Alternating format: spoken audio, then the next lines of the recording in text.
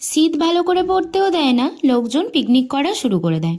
আমি তো এটাই বুঝে পাই না, এই শীতে কারোর বেরোতে ইচ্ছা হয়? ছেলেপুলের হাড়ে কত জোর, এই হাড় কাঁপানো শীতে ও রাত জেগে পিকনিক করে, তাও আবার ফাঁকা মাঠে। আমার তো বিছানা থেকেই নামতে ইচ্ছা করে না।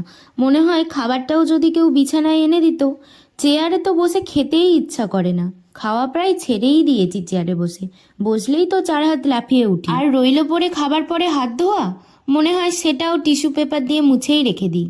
কিন্তু যতই ঠান্ডা পড়ুক, স্নানটা আমি রোজই করি, সেটা কাক স্নান হতেই পারে। জলটাও ঠিকঠাক খাই না, 3 লিটার খাওয়া তো ছেড়েই দিলাম, 3 ঢোক খাই কিনা সেটাতেও সন্দেহ আছে। বলতে পারো শীতকালটা আমার বেশ অপছন্দের একটা কাল। এবারে বলবে শীতকালকে নিয়ে এত প্রবলেম, শীতকালের পিকনিক নিয়ে এত প্রবলেম, তাহলে এই লুকটা কেন ক্রিয়েট করলাম? আমার মতো তো আর সবাই না, তবে পিকনিক পড়লে ছাড়িও না।